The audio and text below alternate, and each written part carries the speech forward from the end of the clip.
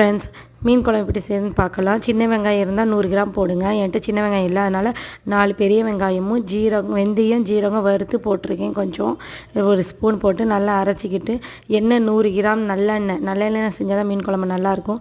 100 gram நல்லெண்ணெய் விட்டு நல்லா அந்த வெங்காயம் அரைச்சோம் இல்லைங்களா, அது நல்லா வதக்கிட்டு அப்படியே ஒரு 5 தக்காளி பழமாக 5 தக்காளி, ஒரு கையளவு பூண்டு, ஒரு கையளவு கொத்தமல்லி தழை போட்டு நல்லா அரைச்சி அந்த விழுதும் போட்டு நல்லா எண்ணெய் பிரிஞ்சு வரும்போது மிளகாத்தூள் 2 ஸ்பூனு, மல்லித்தூள் 3 ஸ்பூனு, மஞ்சத்தூள் கொஞ்சோண்டு, உப்பு தேவையான அளவு, புளி தண்ணியும் ஊற்றி நல்லா கிளறி விட்டுட்டு தண்ணி தேவையான அளவு ஊற்றி நல்லா மூடி விட்டுருங்க. எண்ணெய் பிரிஞ்சு நல்லா குழம்பு கொதித்து வரும். அதுக்கப்புறமா அடுப்பு சிம்மில் வச்சுட்டு மீன் துண்டுங்களை குழம்புல போட்டுருங்க. அவ்வளோதான். கொஞ்சம் மூடி விட்டிங்கன்னா மீன் குழம்பு ரெடி ஆகிடும்.